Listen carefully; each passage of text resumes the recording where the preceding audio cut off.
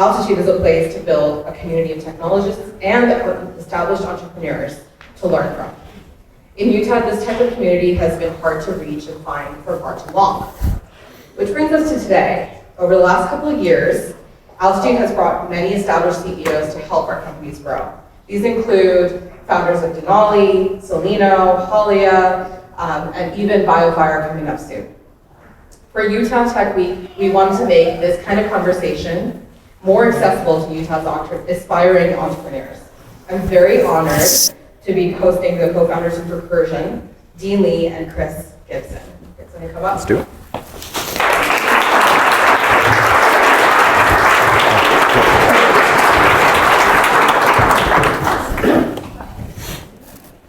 Recursion is a clinical stage tech bio company decoding biology to industrialize drug discovery. They are also headquartered right here in Salt Lake.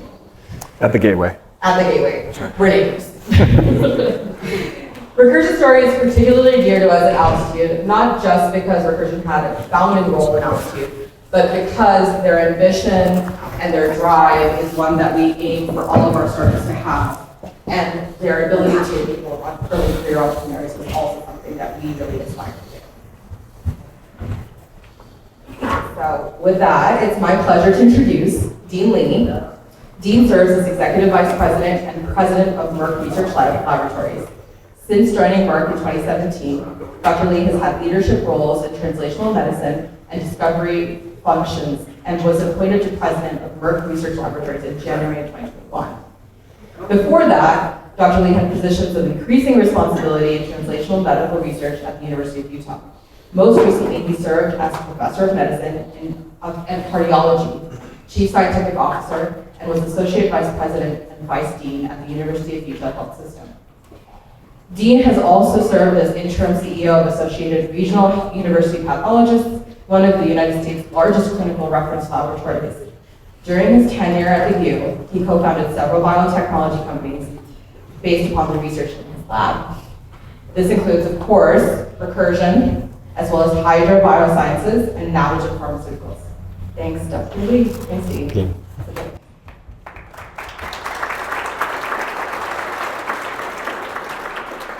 Also have Chris Gibson, co-founder and CEO of Recursion. Chris developed the technology and approach that seeded Recursion as a part of his MD PhD work in the lab of Dr. Dean Lee. After completing his PhD, Chris left his medical school program to build Recursion into the rapidly growing company it is today. Excitingly, Chris and I were really thrilled to announce a burgeoning opportunity for entrepreneurs here to build in Utah, the Chris and Summer Gibson Founder Fellowship.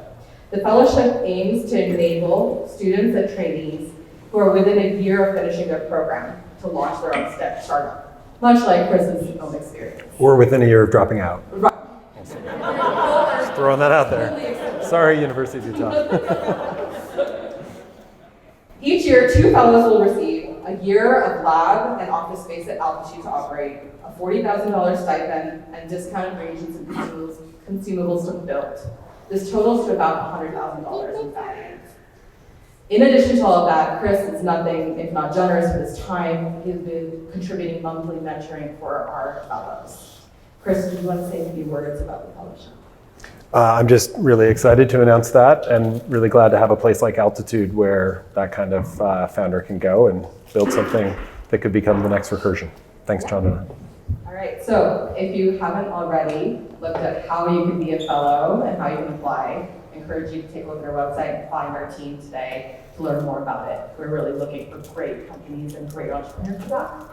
So without further ado, I want to set the stage a little for this beautiful long-term relationship that's happened with Chris and Dean. So what was Dean like as an advisor, Chris, and what was Chris like as a student? I'll go first. Wait.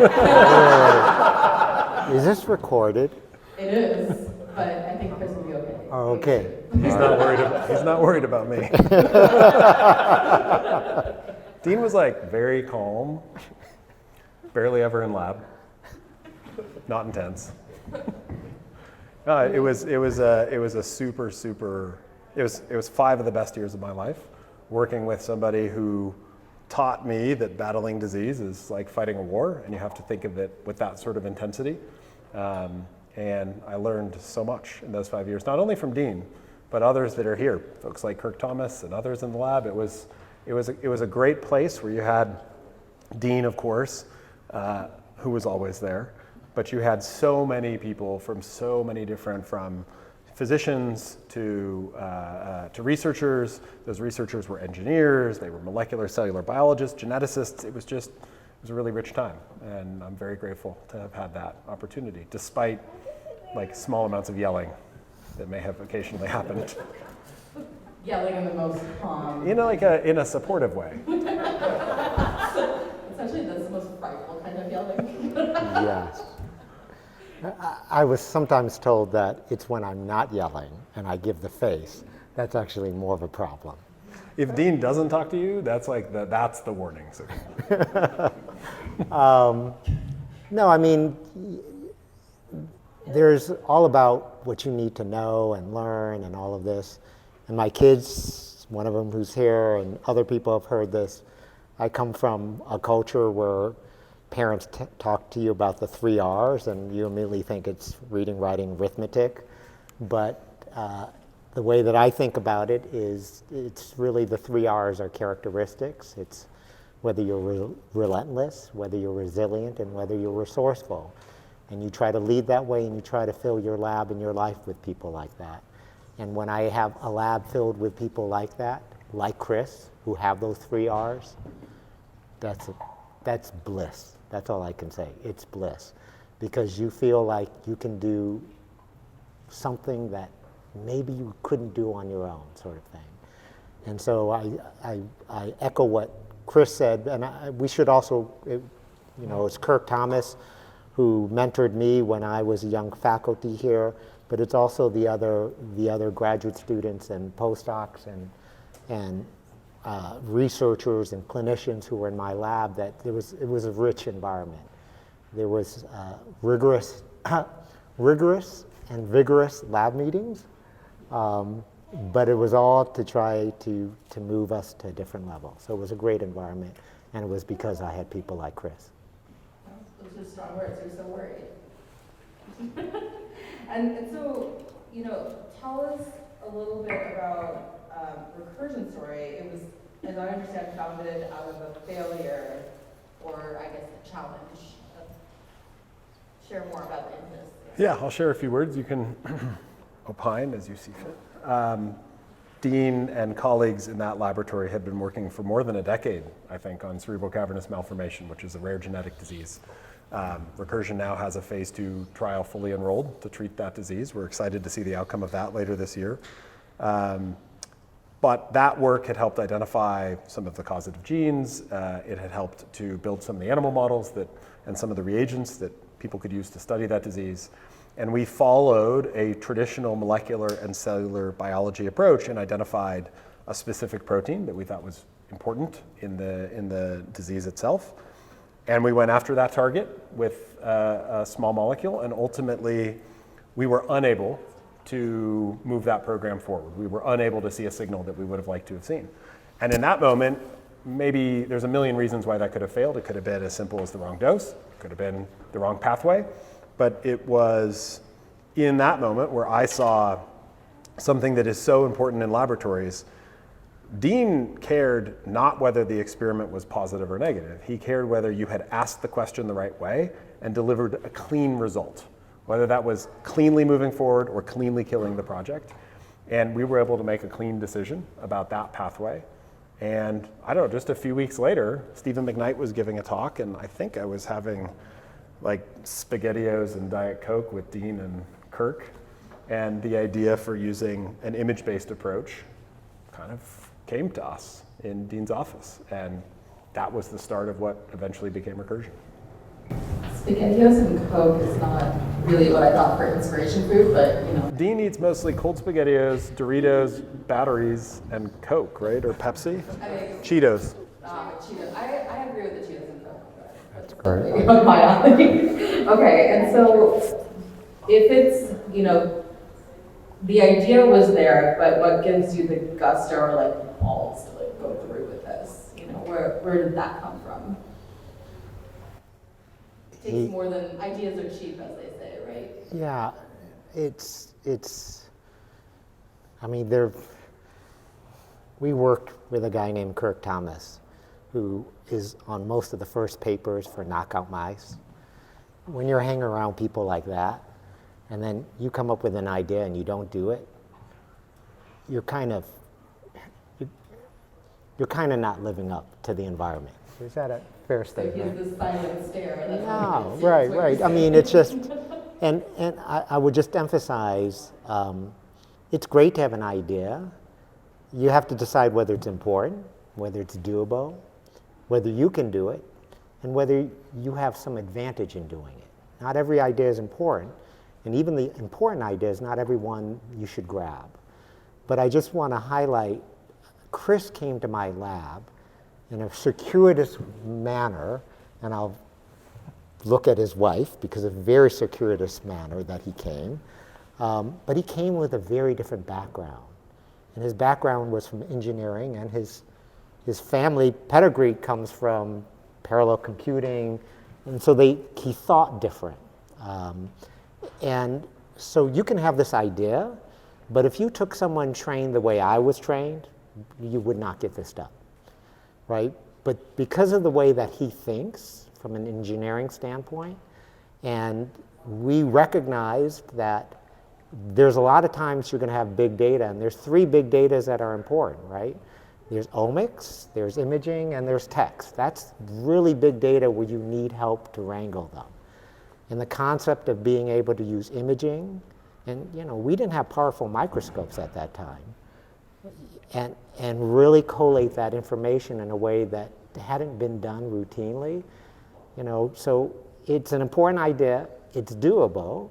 We thought we could do it, and my lab has a chance of doing it and differentiate it, because I have people like Chris who have a background that's very different than mine that allows it. That's when you sit there and you go, we gotta at least try.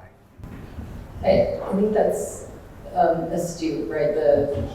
Your exposure, your past experiences frame how you view any opportunity in front of you. So for how Chris thinks about the data presented in front of him, and then how you find one another, like there's an opportunity in people, right? Like, yeah. Yeah. So I mean, this is the story of how you and Chris, manifested Recursion, and you've also done Navigen, Hydra. How do you think about who to involve in startups that you're building? Is it, like, what is the secret sauce that makes someone you want to bring on? I mean, in Recursion story, there's Blake involved too, right? So. Well, it's in anything that you do. It's even at a large organization at Merck. You have to know yourself, and you also have to know what you don't know. And we've just talked about what I don't know. I mean, my kids and Chris know that I probably used email the first time when I was like 34. Does that make any sense? I am not digitally capable. Every time I need to do something, I hand it to my kids. Could you take care of this? I mean, to be fair, what's that singing game you play? You're good at that. Yes. And you are pretty fast at typing with one finger. You are, I am. I've been impressed. So the issue is, what's that Jerry Maguire sort of thing? You look for people who complete you. Does that make any sense? You look at who completes you. But what you look in them is you ask them, they can complete you because they look at the world different. I mean, Kirk was my mentor. It was the same sort of thing. We looked at things differently. But the other check that you have to do is you have to ask them, do they have the 3 R's? Because if we're going to go for it, we better go for it. And the only way you can go for it is with people who have the 3 R's. And Chris has the 3 R's. And so, okay, so there's this, Kirk puts this challenge in front of you, guys sort of build this thing. And then Chris, you're like, build a company? Like, what does that look like? I'm writing my degree program. Like, what was that consideration for you as an early career scientist, potentially MD? At this point, you're still grappling with that. How did that decision and that leap look like? Yeah, I mean, I think it was pretty clear that we were not going to be able to build a company inside of academia that was going to take a swing as big as this one, right? We were going to try and build an industrialized process for discovering medicines. And that's just not, that just doesn't fit, especially for an early career scientist, that doesn't fit inside of academia. So it was clear if we were going to try, we were going to have to go outside. Luckily, through the incredible support of Dean's Lab and everybody in Dean's Lab, we were able to generate our seed data set as part of multiple NIH R01 grants that Dean had already working on that disease.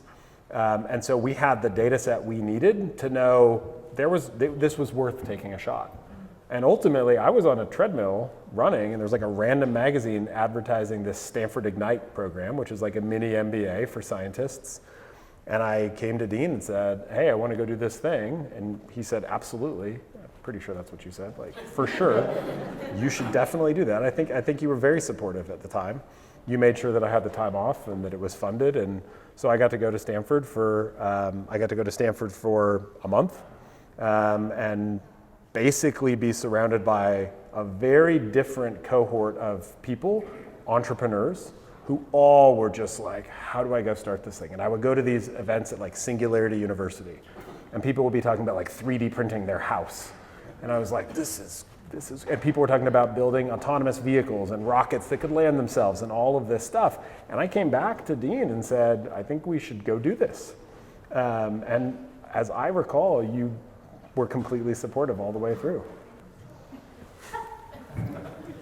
Well, the one problem, maybe this is too personal, is I needed to meet his parents for us to do this.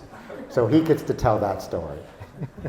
Yeah, Dean met my parents. And I had a competitive advantage because what Dean didn't know is that my dad had left Intel as his career was moving up to go start a company with 14 other people. And so when Dean told them about, Chris wants to leave medical school to start this company, he was protecting me to make sure I knew what I was getting into. I think he thought that they might be like, oh, I'm so glad you told us. My parents were like, that sounds great. Well, no, actually, that's not exactly what they said. It's pretty close. It's pretty close. But I had a reasonably high position at the university, so I didn't want any view that somehow I convinced someone to go do something crazy. So I'm explaining to it, and Chris's mom sits there and goes, don't worry, he got the sickness from his dad. So I'm like, okay, we're good here. So, I mean, this, again, feels a lot like boons of exposure and the environment around you. There are other students in your labs, other tenured professors around you. How do you think that you could help share those experiences, or how can they get these experiences to be motivated to build? Because I think the hardest thing about our profession is getting things out of research to patients and translating them. Is there a secret sauce in this at all, or is it just simply this conversation that starts to motivate? That's what I call it. Well, not every academic lab should start a company, so I'll just start there, right? Is it important? Is it doable? Can you do it? Do you have an unfair advantage in doing it? The other point that I would just remind academicians who are at the University of Utah, and I often met with faculty, I reminded them that essentially the university is a mall, and when they start their lab, they have to ask the same question, and in some sense, they're starting a small business. That's what they did. And you get startup money for 5-6 years, but let me just tell you, that money runs out, you better have grants. So you have to know what your mission is, and you better know how to make a margin. Because if you don't make a margin, you ain't gonna have a mission. But you're not gonna be able to make a margin in your academic lab if you're not clear about your mission. And so many academic labs fail in academia, not because they don't have a good idea, it's because they have such a grandiose idea that they don't execute in a way that in the 5-6 years there's a deliverable. And so one of the things that's important is when you come in as a university professor or assistant professor, you better know you're about to start your small business. you immediately see which of the assistant professors and associate professors think about their labs that way. That's the subset of academicians that should potentially consider making a company, but not all of them should be. Because the same sort of questions come with Chris and I. You know, you're trying to raise funding and all of this. You raise funding and you're funding, the minute you raise funding, that means someone else, you owe something to someone else, right? You owe it to them. And you have to understand where they got their money. So you owe them something. And in your academics, your R01 may be 4 or 5 years. When you raise money, it's 2 years, 2.5 year cycles. So you have to know where you want to go, but you need to be able to split it in a way that you know, how do I actually get deliverables? So just getting back to it, those in academics who are successful are extremely successful small business individuals. And if they think about it that way, the transition to a company is not so different. The one thing I'd add, I think the reason Altitude exists is because the environment was lacking. And I was in a very privileged position. I had incredible people around me, people like Dean, Kirk, and others. I had relationships that I could pretty quickly build with investors. We were able to talk the university into letting us rent a closet, which we turned into a lab, which I'm pretty sure was like deeply illegal. No. Hey, that was totally up and up. limitations is over. Totally above board. That was totally above board. And not the renting, but the use of the closet as a laboratory. Oh, okay. That was the. Maybe we should get so specific. Yeah. Fair point. Yes. Anyways, it worked. And we got a conference room and we built a company around that, but it was really hard. I mean, Dean knows, just getting the IP out of the university, that's how Recursion first almost died. And luckily we had some folks at the university who saw the potential, but the idea of like a grad student and his advisor doing a company, it wasn't like a thing. And so Recursion almost died there, then we almost didn't get space. And then there were all of these hurdles that we faced that I think are frankly less burdensome in places like Cambridge, Mass, or South San Francisco. And one of the reasons that we built Altitude, and one of the reasons that the board of Recursion today, as a public company, supports Altitude, hopefully at like a decreasing amount of burn every year as we bring in other funders, right, Chandana? Good progress. As we do that, we believe that building the environment is really important, because we're going to be around in 20 years building Recursion, and we want to be in a city where there's 20 other Recursions, not 1 or 2. And so all of you are going to go build those companies, which we're excited about. So, I mean, this kind of comes off of the point you're making with Dean. There is great running of academic lab to company building, but there's also how you view your view of science and your view of your role in science and the scientific pursuit changes, I think, after you've done what you've done. You've lived a few careers, right? So you've been in medicine, you've been in academic research, you've had companies, now you're at Merck, one of the largest biopharmas in the world. How has your view of science been shaped by these experiences? They've all enriched one another. I mean, at some point I'll be done at Merck, and you know, I have visions of the next thing I want to do, and my wife sits here and goes, could we not work at some point? But each of the experience that I've had, you're exactly right. You know, my clinical experience that I had as an intern and a resident, as a fellow, as someone who started a lab, relates directly to programs that Merck does now. You know, the conversations that Chris and I have had about oncology and all of this affect how we think about what happens at Recursion. My founding of some of these other companies who had a different approach influences how I think both at Merck and Recursion. So I've been very lucky that I've essentially had multiple careers, or multiple careers in one, and that's actually been so exciting. And I just I will call out one person who was very, as Chris is kind enough to speak about me, I would also say that leadership matters in large institutions. So I'll just paint a picture of an assistant professor who's about to get tenure, has grants, and asks whether he can start a company and move it to Cambridge and have your family go there and take a leave from the university. And you can imagine what a department chair would say in this, but at that time there was someone who's very unusual that people don't recognize. It was the SVP that time named Loris Betts. And he said something to the effect of, if I don't let you go, you're the type of person who's going to go anyways.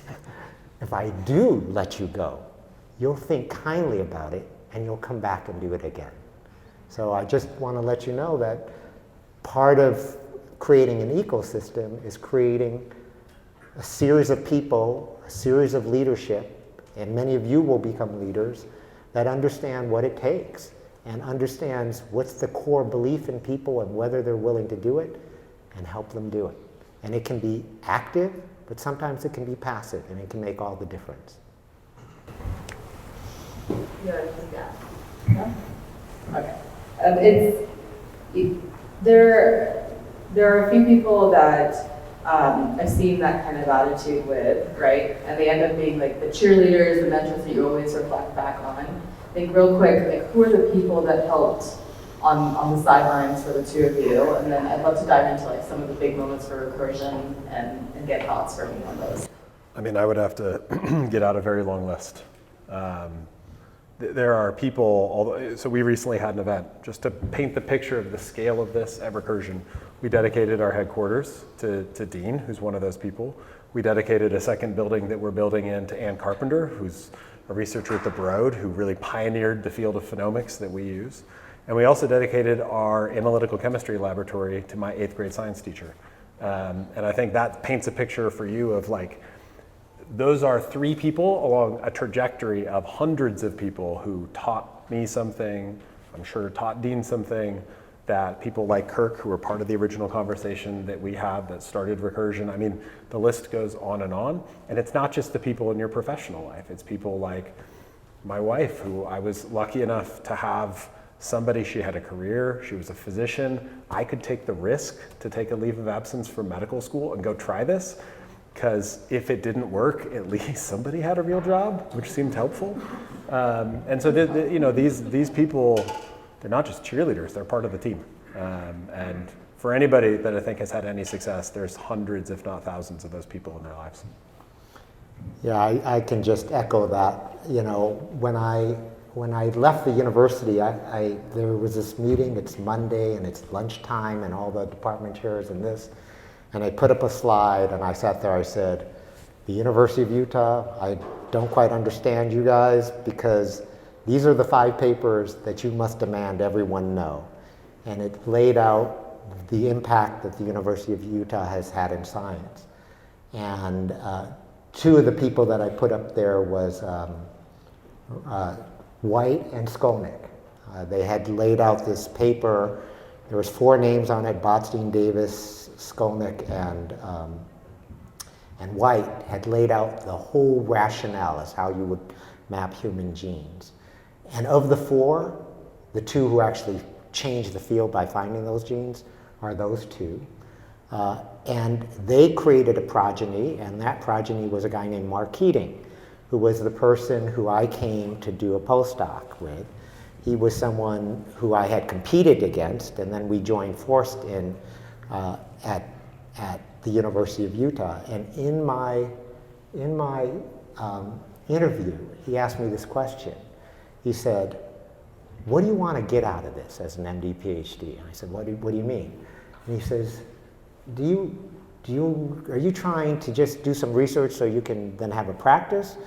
Or are you interested in getting the National Academy of Science? That was how Mark Keating would talk. And I turned to him and I said, I'm not interested in getting the National Academy of Science. I'm interested to meet Roy Vagelos. Now, the reason I say it is, Roy Vagelos was an iconic president of MRL. And And Mark Keating has done everything throughout his whole career to make it possible such that I could be president of MRL. And so there's so many people like that affect your life, and you can only hope that you can touch other people in a similar way, that you pay it forward or pay it backward in some way. Yeah, we talk about setting the elevator back down all the time, right? So these are like those moments where like, how do you find those moments to share back? Can I share like a really quick story about Roy? Sure. Are you okay? Dinner?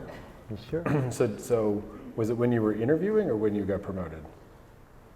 Promoted. Promoted. So Dean went to Merck, from academics straight into industry, which is a place where there often is rejection, right? Like organ rejection. He did very well. And was it 2 years in when they asked Dean to fill the shoes of Roger Perlmutter, who was, an iconic leader of the field, and those are big shoes to fill. And as Dean was thinking about this, and they were talking to Dean about this, they actually brought Roy Vagelos to dinner, and Dean actually got to spend that time with him, which I think is a nice. All that work that Mark and so many others did ended up. Not only do you have that role. Do you feel like you ran out of bucket list items then? Oh no, it's actually really funny. If you look at a Merck, over the 50 years, there's only been 4 or 5 leaders. It's been Vagelos, it's been Skolnick, it's been Peterkin, it's been Perlmutter, and they hand it to you. And when you hand that torch, it's not that it truly is a torch. You feel like, okay, you can't let the home team, right? You can't let your predecessors down. And I would actually say that Chris does it for many different reasons. I try to lead Merck in a way that my trainees and my kids are proud of me, and I know that Chris leads Recursion with his vision of what it is, but in his mind, he's sitting there like, I need to make Summer proud of me, I need to make Kirk proud of me, and I need to make Dean proud of me. And so there's that weight. It's not just, oh, let's just start a company and, oh, let's have an IPO. That's cool, right? There's heft, there's significance. Absolutely. Okay, with that transition, I'd love to get to some of the significant moments of Recursion's history and also hopefully some fun in there too. Great. All right. So this was the first win, which oftentimes when we get applications at Altitude, it's at this stage. We got an SBIR, now what? So could you tell us about earning that first SBIR that kicked off Recursion? And at that time, actually, phenomics and the use of ML in drug discovery both were kind of fringe methods at best. And so how did this feel like in the bag win, or was it something you really had to convince a review committee for? Tell us a little bit about this. Yeah, it was very fringe, right? At the time, the idea of machine learning in drug discovery was very new. The idea of using images of human cells. Phenotypic screening had been around, but the idea you could systematize this, industrialize this was very fringe. Luckily, I had the opportunity to get to help write grants with Dean and Kirk. And you learn a lot writing grants with those two and others in the lab. Kirk, for example, you get a paragraph back and he's crossed all of it out. Why? Because none of it was helpful to the argument. And so as you learn from folks like that over time, I think you develop an ability to tell scientific stories, to create narrative, and capturing that narrative in a very scientific, analytical way is ultimately, it's an art. And the very first thing we did at Recursion, after we got our business license and we got space, is I sat down on January 1st, 2014, our first day in our new office, and I started writing this grant. Dean helped review it, Kirk helped review it, and Carpenter helped review it. And yeah, it went in and we got an almost perfect score. So it was pretty cool. And so the NCATS from NIH was in a way our first institutional investor, which is a great thing that really only happens here in the US, which is very special. And I think Recursion's actually, this SBR is the first I've heard of getting a perfect score. It wasn't perfect, we got a 15 and 10 is perfect. So, always room to improve. as Dean would We say. needed, yeah, more red lines from Merck. That's right. All right, and anything, okay. The Series A funding led by Lux, and more importantly, like the decision to stay and build in Utah, right? So I feel like that decision to stay and build in Utah probably has happened multiple times through Recursion's tenure, but probably most hotly debated at this, inflection point. Can you share about the pressures at Series A, as well as why continue to build in Utah? And I know Dean's had like really great responses to this in the past. I'd love his opinion too. I can't remember those, so I may disappoint. To me, the response for this is, at least to me, the bigger decision is, whenever you take money, right, who are you taking money from? People don't just give you money, right? I mean, I remember for the MSTPs, I used to remind them that every time they went to the checkout at the grocery store, and that person who's checking them out, I always reminded that person's paying for your tuition for medical school. Always remember who paid for your. And the issue that comes up with something like this is, I think the biggest decision was, in previous companies we had gone, in previous companies I was involved with, we went to bio-focused, biotech ventures. And I learned quickly how they think and how they calculate and how they think about an exit. But what you recognize is when you're in between that world, at some point you can't totally straddle it. Initially, you have to make a choice. And I thought what was the brilliant part of the strategy driven by Chris was not to go to those type of investors, not to go to the biotech investors, to go in the tech investors who knew the power of their technology, but didn't have any sense as to how to make traction in biology. And yet they knew how much of the GDP is healthcare and this. They knew it, they just couldn't touch it. And I think that brilliant move by Chris is really what laid a foundation. And the other sort of thing is, when you do that, those tech investors have a different way of thinking about horizon. They think differently about a technology platform versus a phase 3 clinical trial. And the other sort of thing is, the way that they deal as to what % of the company you're allowed to retain is different than a bio investor. So that's the degree with which we would discuss. And I would just say, part of the interesting thing of why I was so interested in doing Recursion with Chris is we had experienced other ways of doing it. And Chris was the one who allowed us to go this direction. So to me, the most important thing is how we got the funding and the type of funding we got, how many years ago. And you can check who these people are versus where most people coming out of an academic medical center would have gotten funded. That was Chris. Just to add to that brilliance, because it was a brilliant move. What Dean may not remember is that I pitched a lot of biotech investors, and they all said no. So it was really just plan B, was the tech investors. But our SBIR is just gold. Yeah, they were like, yeah, good, great. That's not going to work. Or many of them said, that CCM asset you have is really interesting. Do you want to build a company around that? Sure. And we said, yes, but. And that was a big turnoff. You can't build a platform and a product at the same time. It's really taken until yesterday for most biotech funds to get on board with the use of AI and ML in biotech. And even then, they're grappling with it, right? They don't know how to value it. It's not their expertise. Perhaps they don't have the diversity around the table on how to think about the problem. What's been really interesting to me looking at the investing world now, and this goes from seed investors to Series A, B, C, all the way into crossovers and into the public markets with large institutional funds, you now see most generalist and tech investors have hired some young PhD or postdoc who's advising them on their bio strategy. That's happened in the last 18 months for the middle of the curve, or last 24 months. And you actually see a lot of the bio investors are now actually hiring like a data scientist. And so they're getting smart around their blind spot, right? They're realizing what they don't know. I mean, this was what, like 2016. So this is like almost 8 years ago or so. And yet it's just happening now when the middle of that distribution is realizing the power that happens at the interface. Yeah.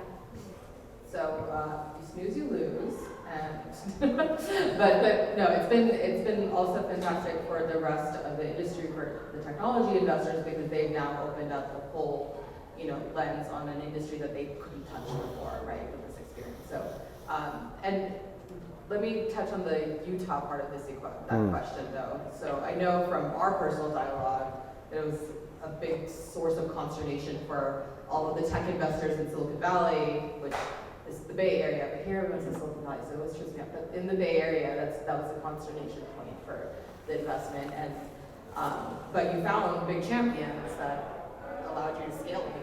We did, and we also had investors like Epic, who is a local investor, who put money into this round, which helped, right? It would have been very problematic to have no local investors, and Epic still makes investments in companies like these. I think Jack, I saw, is here.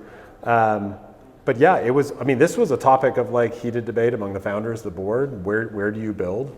And ultimately, I think it was something that I heard from Kirk that spoke to me, which is he talked about the time that he and Mario were working on homologous recombination, and they were going out on runs, and they weren't in the Bay, and they weren't in Cambridge, and they were outside of the echo chamber that allowed them to think differently, and they could always go visit and give talks. And so what I took from that was, I can fly to San Francisco and grab bags of cash and bring them back to Utah, and then we can spend less, and we can be outside of the echo chamber and do our fringe science in a way that maybe would not have actually happened in other places. Define industries and all those other really creative things. Okay, great. And so, speaking of defining industries, so the birth of the Prometheus bot, not a fan of this image. No, you're just taking me back on memory lane. Yeah, so I did not know what a Prometheus bot was until I joined Recursion, right? So this is novel to Recursion.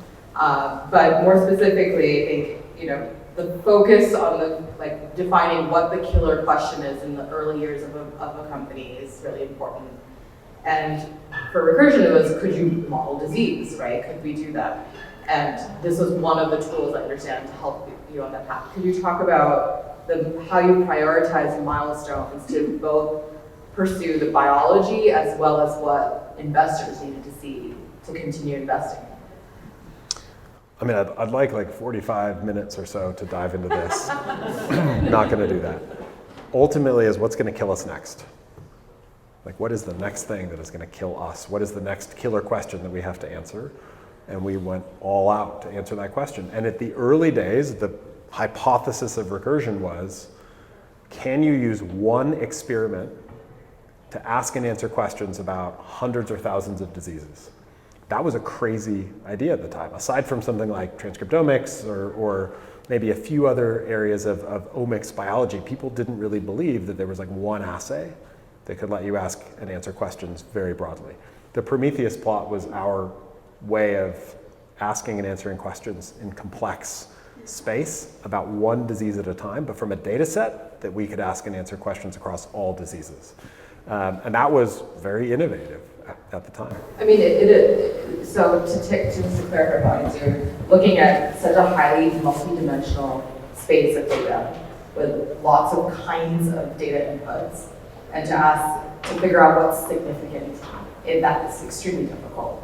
At the time, I think it's still difficult to tease apart. So, I think this was like 2016 or 2017 that this was the thing that put on the table, like, yes, we could identify, a particular expression or a particular knockdown that was actually relevant to the disease state. And so how did you then decide, like what are the next things that would kill the company? Okay, now that we can look at a disease, can we find a molecule that might help in that disease? Okay. We had one with CCM from Dean's lab. Can we do a second one, a third one, a fourth one? because the hypothesis breaks down if you can't. And so it was just, what's the next question? How do we ask and answer it as quickly as possible? And what Dean taught us, Kirk and others taught us, was, as Dean would say, like, what is figure 5 of your Nature paper? And do that experiment first. Like, what's the actual question you care to answer? What's the one that really matters? And don't spend 3 years getting, oh, it's so interesting to ask all these other questions. If you could ask the final question that ultimately matters, ask it the second that you can. Because if you can, for me, I took a leave of absence from medical school. I didn't drop out initially. I had a backup plan, right? If this didn't work, I was going back to med school. And so, like, I didn't want to waste time if this wasn't going to work. So we asked and answered the killer questions as fast as we could, and we still try to do that today, just at a different scale. I would just note, Stavros Drakos is not in the audience, but his answer would be, why did you call it the Prometheus plot? And Chris would sit there and say, because I'm handing fire to humans. And Stavros would say, do you know what happened to Prometheus? I wondered about that, to be honest. I was like, all right. I knew Dean was going to bring the mythology up here. All right. So you recently posted on Twitter, so it's no longer inside joke. But there's an obsession with octopus and narwhals and artwork, and now it's been permanently put on your body.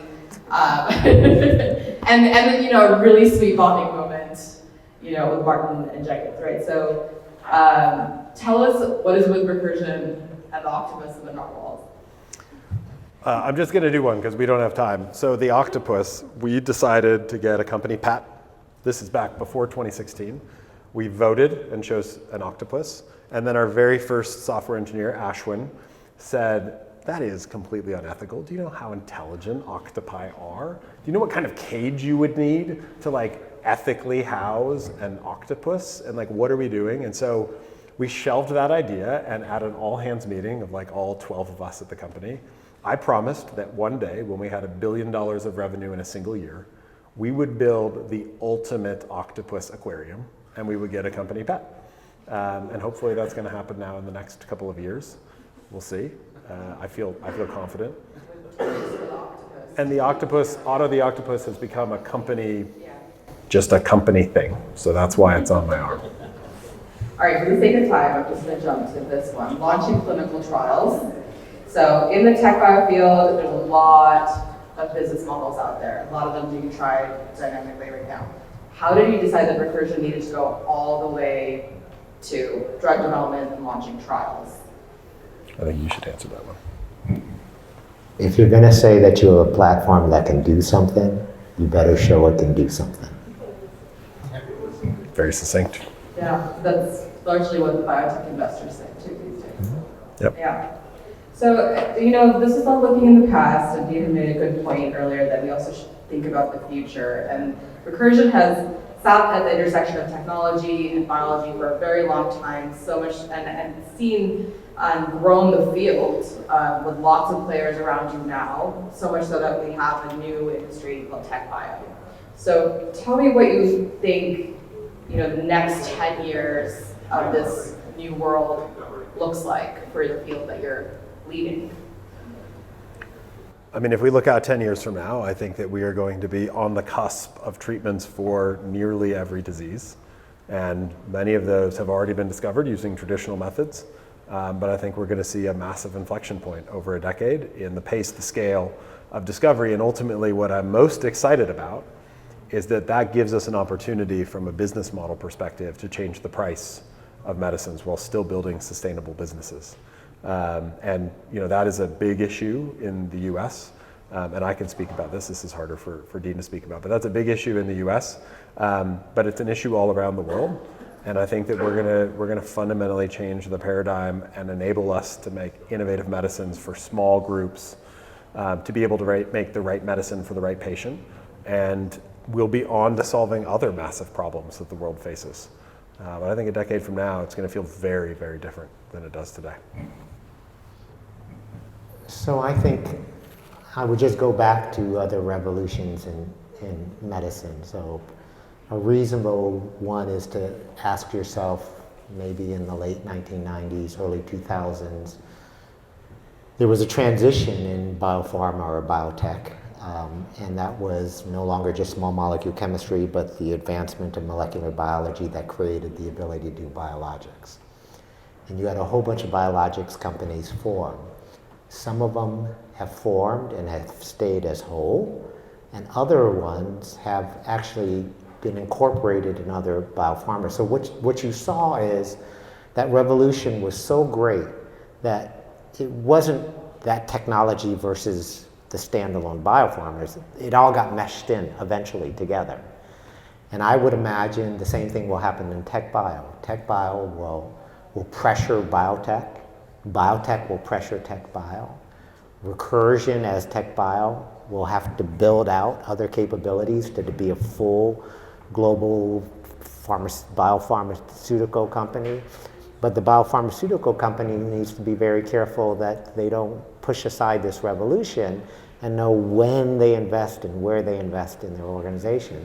That I would imagine in 10 to 15 years, the difference between a tech bio and a biotech may not be so different, because the fundamental approach that is being driven by Recursion and other companies will be so accepted that not only will Recursion thrive, but it will change traditional biopharma to be forced to adopt it as well.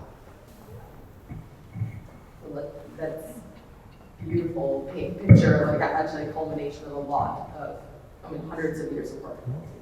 Let's meet back here in 2033 or 2034 and see how it's going. Yeah, let's do it.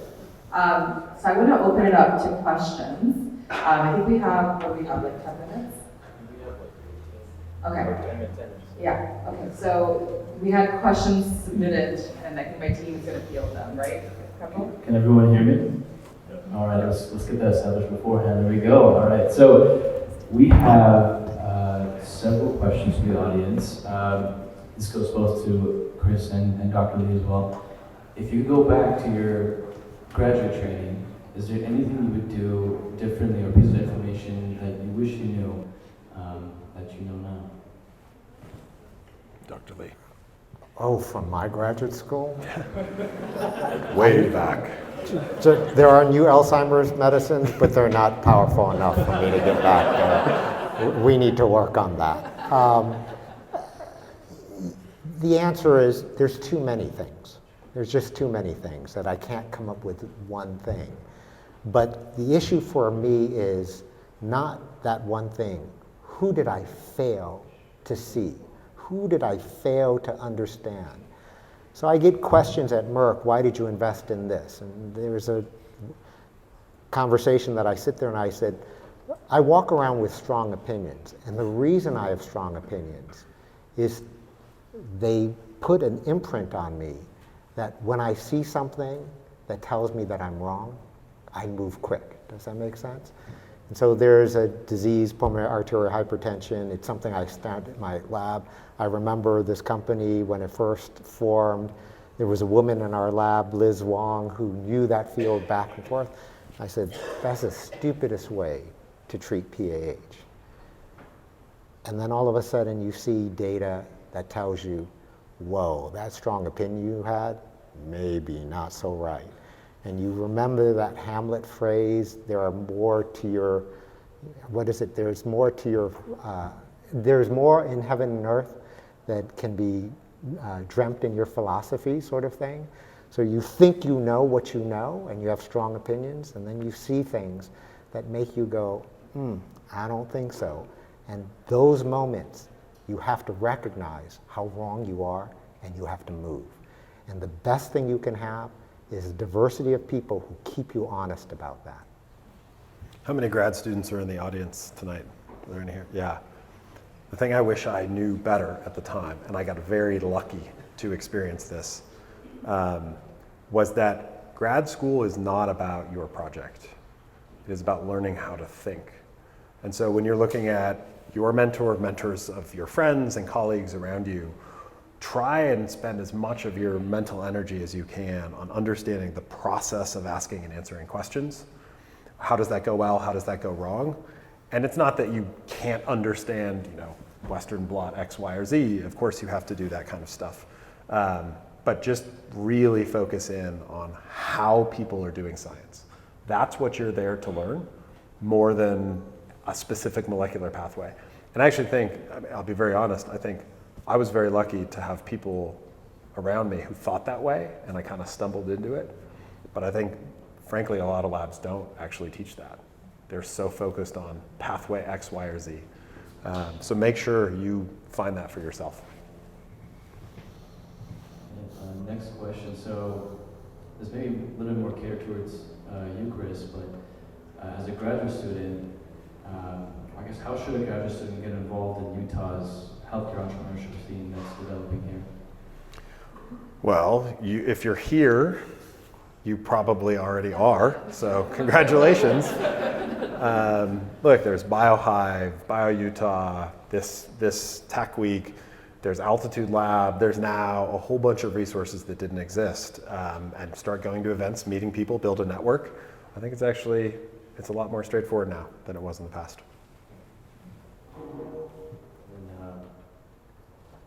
So if you can recap a little bit, what were the most influential relationships in growing your startup, and any advice on how these graduate students can actively cultivate these relationships? I guess it's a little bit more towards going out to the events and what we have going on here, but a recap on some of the most influential relationships. I think for me, it's finding great mentors, and those people can become co-founders of your company. They can become your first independent board member. They can become informal folks, advisors to the company. But Dean talked earlier about surrounding yourself with incredible talent and learning from people who've had experiences before you. I have not had multiple careers. This is sort of my first one. But I was able to draw from all of Dean's careers, all of Kirk's careers, and so many other people. Just ask for mentorship. And sometimes you're going to get rejected, and that's okay.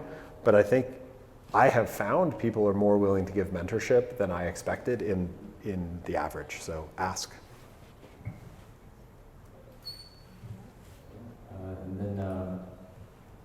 So going back to in your search for, I guess, pitching towards biotech investors, you mentioned that, I guess if we can have a little bit more elaboration, you mentioned that they were just wanting to build out more of the platform, but not the product.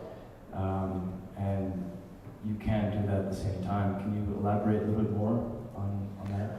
Yeah, the bio investors wanted to build the product, not the platform.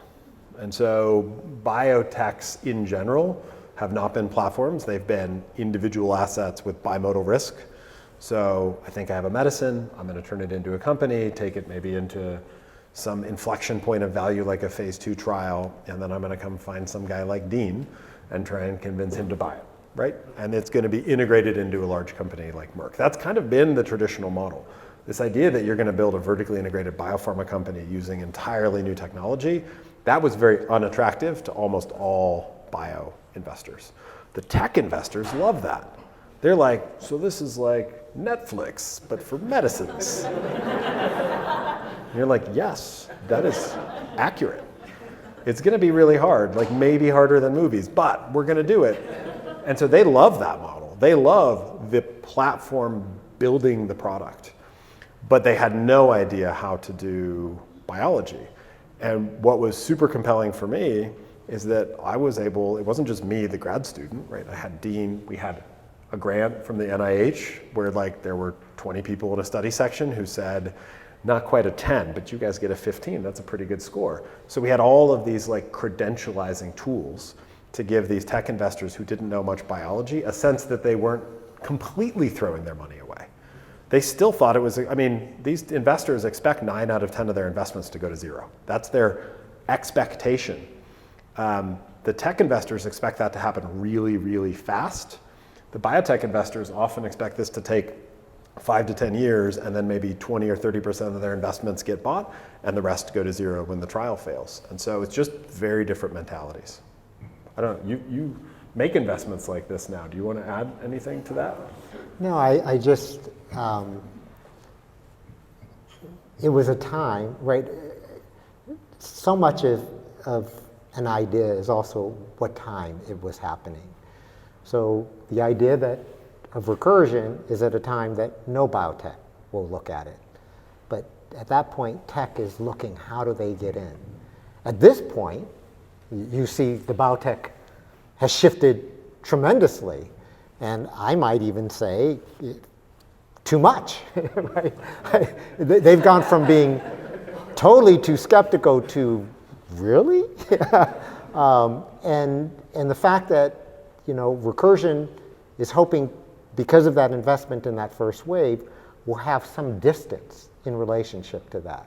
So when you think about an idea and how you pitch, you also have to just understand that there's just, if you look at any idea, everyone talks about a disruptive idea. Let me just tell you, Kodak knew about the digital camera for 20, 30 years, right? They just didn't, they just chose that wasn't what they were going to do. So every idea has an arc, and what you have to do is you have to time that arc in relationship to where you are on that arc, make your investment so that you can have deliverables, and recognize what time and era that you're in relationship to that. You can't be frustrated. You have to just look at every major idea that's out there. Every time someone talks about a disruptive technology that's changed everything, you have to step back and say, really? It didn't come out of left field. This was kind of cleared for the last 10, 20 years. And you just can't be frustrated. You just need to know this is the arc of how ideas develop throughout the world.